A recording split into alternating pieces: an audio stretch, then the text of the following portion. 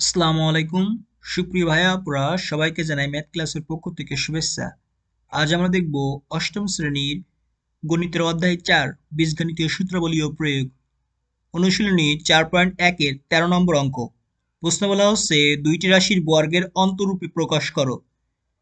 এখানে একটা রাশি দেওয়া আছে আর একটা রাশি দেওয়া আছে, দুইটা রাশির গুণ আকারে আছে প্রশ্নে। লক্ষ্য করো ভাইরা, এখানে একটা রাশি দেওয়া আছে, এখানে আরেকটা রাশি দেওয়া আছে, দুইটা রাশির গুণ আকারে আছে। আমাদের দুইটা রাশির বর্গের অন্তরূপে প্রকাশ করতে হবে। তাহলে আসো 13 ক নম্বর প্রশ্নটা সলভ করে ফেলি। দেখো, এ বি এর সূত্র আছে, আমরা জানি এ বি ইকাল টু কি লেখা যায়, A plus B by two তার whole square minus A minus B by two তার হোল স্কোয়ার। দেখো, এ কে যদি আমরা একটা রাশি কল্পনা করি এবং বি কে আরেকটা রাশি কল্পনা করি, তাহলে দেখো এই দুইটা রাশি যদি গুণ আকারে থাকে তাহলে এই দুইটা রাশিকে বর্গের অন্তরূপে প্রকাশ করা যায়। দেখো, এ বি সূত্র থেকে আমরা জানি এ প্লাস বি বাই টু তার হোল স্কোয়ার। এটা একটা রাশি, ফার্স্ট ব্র্যাকেটের ভিতরে যা আছে সেটাকে আমরা একটা রাশি কল্পনা করতে পারি, তার হোল স্কোয়ার আছে, দেখো বর্গ আছে। আর এখানে ফার্স্ট ব্র্যাকেটের ভিতরে যা আছে সেটাকে আমরা আরেকটা রাশি কল্পনা করতে পারি, আর এখানে দেখো বর্গ আছে।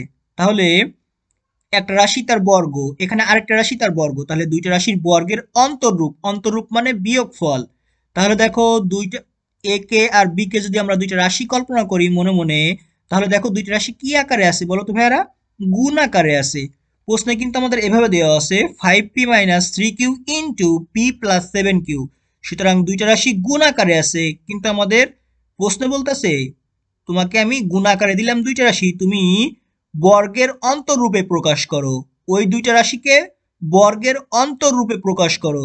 তাহলে দুইটা রাশির বর্গ করব এবং তার অন্তর মানে বিয়োগফল আকারে আমরা প্রকাশ করব।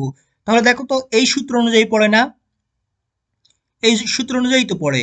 এ একটা রাশি মনে মনে কল্পনা করলাম এ, বি আর একটা রাশি, তাহলে দুইটা রাশি কি আকারে আছে, গুণ আকারে আছে। আর এই দুইটা রাশিকেই আমি রিপ্রেজেন্ট করতে পারতাছি বর্গের অন্তররূপে। দেখো, একটা বর্গ একটা বর্গ, তাহলে দুইটা রাশির বর্গের অন্তররূপ বিয়োগ আকারে আমি প্রকাশ করতে পারতাছি। সুতরাং আমি মনে মনে ধরে নিব এ ইকাল টু 5p-3q। তার মানে প্রথম অংশটা, প্রথম রাশিটা, প্রশ্নে দেওয়া প্রথম রাশিটাকে আমি এ কনসিডার করব, আর প্রশ্নে দেওয়া দ্বিতীয় রাশিটা আমি বি কনসিডার করব।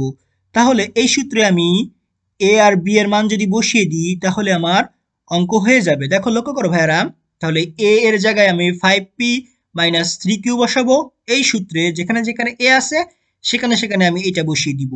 আর এই সূত্রে যেখানে যেখানে বি আছে সেখানে আমি p+7q বসাবো। তাহলে চলো অঙ্কটা করে ফেলি। এ এর জায়গায় বসিয়ে দিলাম মান, বি এর জায়গায় বসিয়ে দিলাম মান। এখন এখানেও একইভাবে এ এর জায়গায় 5p-3q বসালাম। এটা হলো সূত্রের প্লাস, সেই সূত্রের প্লাস হলো এখানে। বি এর মান হলো p+7q, দেখো p+7q দিয়ে দিছি। আর নিচে আছে 2 তার হোল স্কয়ার, এই যে নিচে 2 তার হোল স্কয়ার। এখানে সূত্রের মাইনাস দিলাম, সেই সূত্রের মাইনাস। এ এর মান হলো 5p-3q, এর মান 5p-3q, দেখো সেটা বসিয়েছি এখানে 5p-3q। এখানে স্টুডেন্টরা ভুল করে, লক্ষ্য করো ভাইয়ারা, মাইনাস বি, তাহলে বি এর আগে কি আছে বলতো, মাইনাস আছে। তাহলে বি মানে তো p+7q, তার আগে কি আছে বলতো, মাইনাস আছে। তাহলে মাইনাস দিয়ে গুণ হয়ে যাবে এইটা, তাহলে মাইনাসে প্লাসে কি হয়, মাইনাসে যায়, তাহলে মাইনাস পি হবে। দেখো সেই মাইনাস পি বসিয়েছি। আবার মাইনাস, আর এখানে আছে প্লাস, তাহলে মাইনাসে প্লাসে মাইনাস হয়, -7q হবে। দেখো -7q দিয়েছি। অনেকে কি করে এখানে -p+7q দেয়, এটা কিন্তু ভুল। সুতরাং একটু দৃষ্টি দিয়ে কাজ করতে হবে, একটু সূক্ষ্মভাবে কাজ করতে হবে। এখানে -p-7q হবে, কেননা এর আগে একটা মাইনাস আছে। p+7q এর আগে একটা মাইনাস আছে, সুতরাং মাইনাস দিয়ে গুণ করে দিলে হয়ে যায় -p-7q। দেখো সেটা করছি, বাই 2 তার হোল স্কয়ার। এখন জাস্ট যোগ বিয়োগ করে দিব। এখানে আছে 5টা পি আর এখানে আছে একটা পি, তাহলে হয়ে যায় 6টা পি। দেখো সেই 6p দিয়েছি। আর এখানে আছে +7q আর এখানে আছে -3q। তাহলে 7q থেকে 3q চলে গেলে কত থাকে? 4q থাকে আমার কাছে, তাহলে +4q/2 তার হোল স্কয়ার। এই মাইনাস এখানে দিয়ে দিলাম। এখন দেখো 5p থেকে একটা পি চলে গেলে আমার কাছে থাকে 4p, দেখো সেই 4p। আর এখানে -3q -7q, তাহলে মোট কয়টা q থাকে? -10q হয়, দেখো -10q/2 তার হোল স্কয়ার। এখন লক্ষ্য করো আমরা উপরের অংশ থেকে 2 কমন নিব, তাহলে 2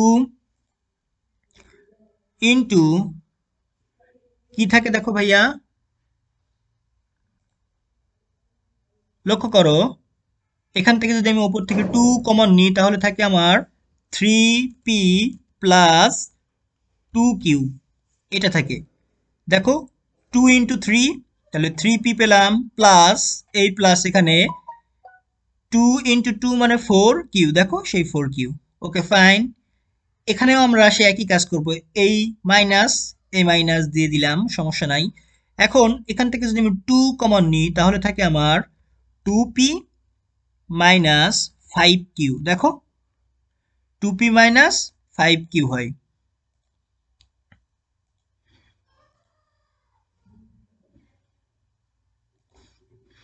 লক্ষ্য করো ভাইয়ারা, এখান থেকে 2 কমন নিলাম তাহলে থাকে 2p মাইনাস 5q। গুণ করে দাও, 2 ইন্টু 2 মানে 4, তাহলে 4p পেলাম এখানে, এই মাইনাস এখানে 2 ইন্টু 5 মানে 10, 10q। ওকে, এখন এই 2 আর এই 2 কাটাকাটি যায়, তাহলে এখানে কি থাকে?